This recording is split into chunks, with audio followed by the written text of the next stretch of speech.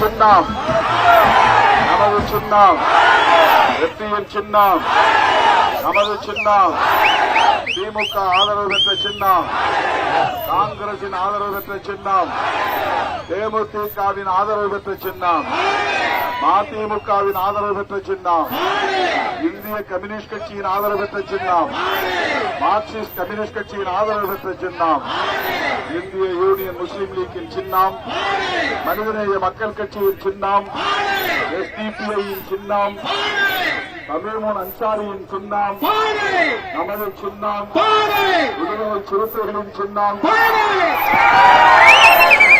திராவிட முன்னேற்ற கழகத்தின் தலைமையிலான மதசார்பற்ற முற்போக்கு கூட்டணியின் வேட்பாளராக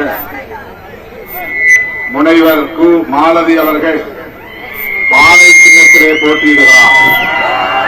அவருக்கு உங்களது பொன்னான வாக்குகளை, முத்தான வாக்குகளை பானை சின்னத்திலே முத்திரையிட்டு பெருவாரியான வாக்குகளின் வித்தியாசத்தில் வெற்றி பெறச் செய்ய வேண்டுமாறு உங்களை நான் கேட்டுக் கொள்கிறேன்.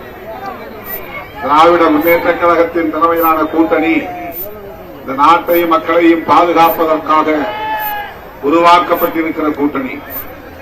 பாரதிய ஜனதா பரப்புகிற வெறுப்பு அரசியலில் இருந்து மக்களை காத்திட, மண்ணை காத்திட நாம் இங்கே போராடிக் கொண்டிருக்கிறோம். இது வெறும் தேர்தல் அல்ல, வெறுமனே சட்டமன்ற உறுப்பினராக வேண்டும், பதவி பரிசு பெற வேண்டும் என்பதற்கான ஒரு முயற்சி அல்ல. பாரதிய ஜனதா கட்சி சராசரியான அரசியல் கட்சி அல்ல. அதனை ஜெயலலிதா அவர்களே மிக கடுமையாக கடந்த காலத்தில் விமர்சித்திருக்கிறார். பிஜேபியோடு கூட்டணி வைத்தது நான் அரசியல் வாழ்க்கையில் செய்த மிகப்பெரிய பிழை.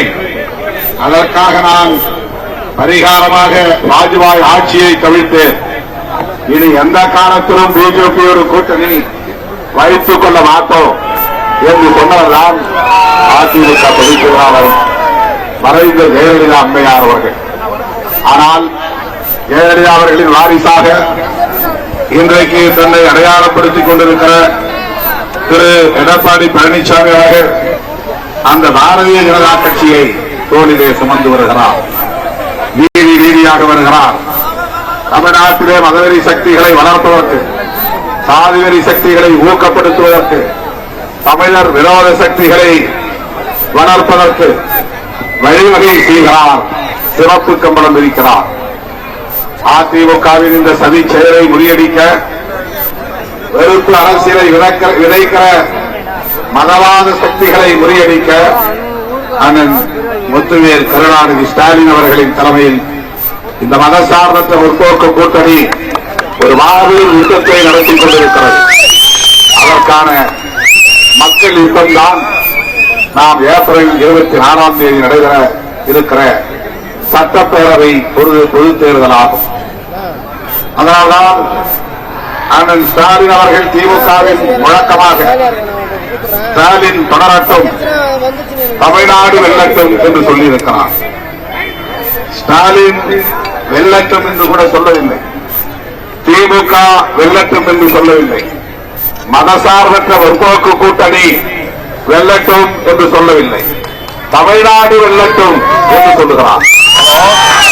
அப்படியென்றால் தமிழ்நாட்டில் உள்ள ஒட்டுமொத்த மக்களும் சனாதனத்தை எதிர்த்து நிற்கிறது, சங் பரிவார்களை எதிர்த்து நிற்கிறது, மதவெறி அரசியலை எதிர்த்து நிற்கிறது, வெறுப்பு அரசியலை எதிர்த்து நிற்கிறது என்பதுதான் பொருள். ஆகவே திமுக அணிக்கும் அதிமுக அணிக்கும் இடையிலே நடக்கிற யுத்தம் இல்லை. இது பிற்போக்கு சக்திகளுக்கும் முற்போக்கு சக்திகளுக்கும் இடையிலே நடக்கிற மக்கள் யுத்தம்.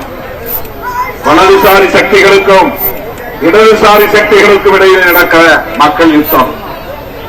இதுதான் நாம் சந்திக்கவிருக்கிற தேர்தல்.